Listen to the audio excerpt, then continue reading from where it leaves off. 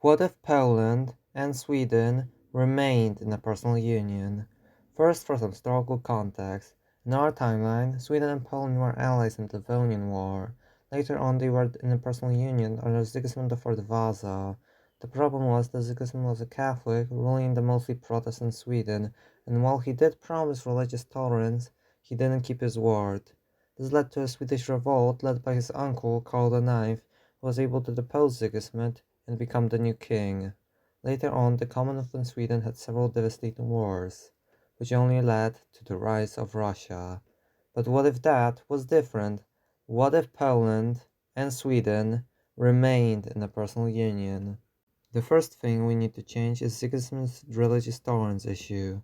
In our timeline, he was raised into a staunch Catholic due to his mother's involvement in his childhood. In this alternate timeline, he doesn't necessarily have to be Protestant, especially since that might complicate his election in Poland.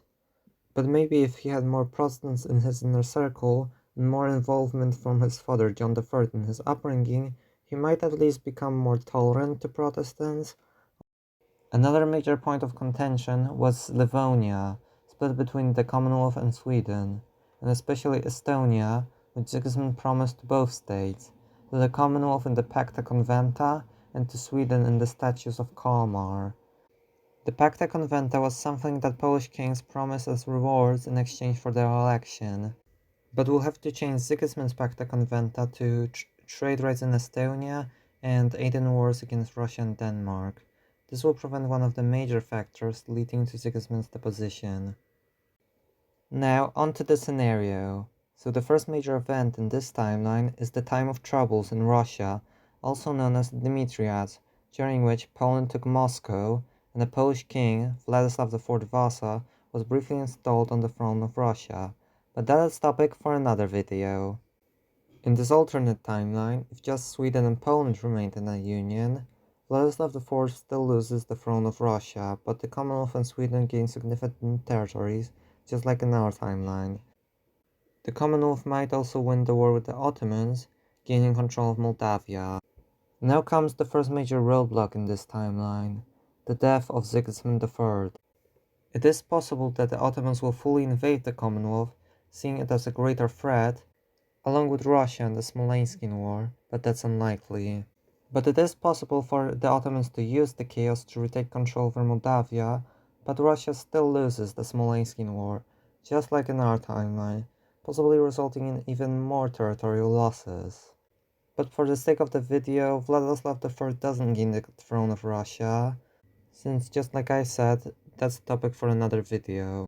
Sweden still gains territory from the 30 Years' War, since the Swedish nobility would likely pressure either Sigismund or Vladislav IV to join the war, although as a result it would be less territory. Another trend could be that Polish kings use their power base in Sweden to push through reforms such as a hereditary monarchy and weaken the nobility through removing such things as the liberum veto. Depending on whether or not this process is slow or more sudden, it's possible that it fuels resentment in the nobility, and after the death of the last Vasa king, they might double down on their power and elect a Piast king. But if this process is more gradual, like over a century, it's possible that they can maintain the union. As goes for the Khmelnytsky uprising, it's possible that Russia might still take their chance and aid the Cossacks, and while they might have some early success just like in our timeline, they would eventually lose and lose even more land. But here's where we hit another major roadblock in this timeline. Since the Vasa dynasty died out after the death of John II Casimir, so it's possible that the union might crumble, both states choosing their own candidates. But since this is a what if Poland and Sweden remained in a personal union video, we won't go on that route. Instead, it's possible that John II Casimir has an heir, not having to worry about the whole having your nation overrun thing. Or just a distant relative takes the throne, considering it's possible that the Commonwealth returned to being a hereditary monarchy. The next major event in this timeline is the Great Turkish War. It's still likely that the Commonwealth will help the Austrians in order to prevent them getting overrun by the Ottomans. This will result in the Commonwealth regaining Moldavia and Yeresan. and somewhere down the line, Sweden will gain Scania from Denmark-Norway. As goes for the Great Northern War, it probably just won't happen. Since it's unlikely that Russia and Denmark could defeat the Union alone, they likely won't try. The only possible scenario is if Russia, Denmark, Norway, and the Ottomans ally, which is extremely unlikely. But the union of the Commonwealth and Sweden will likely never fully unite and collapse after a couple of centuries, unless there is a powerful king who is able to unite both realms. But that concludes what if Sweden and Poland remained in a personal union. If you enjoyed, make sure to like, comment and subscribe. Comment what scenario should I do next. Thank you for watching and goodbye.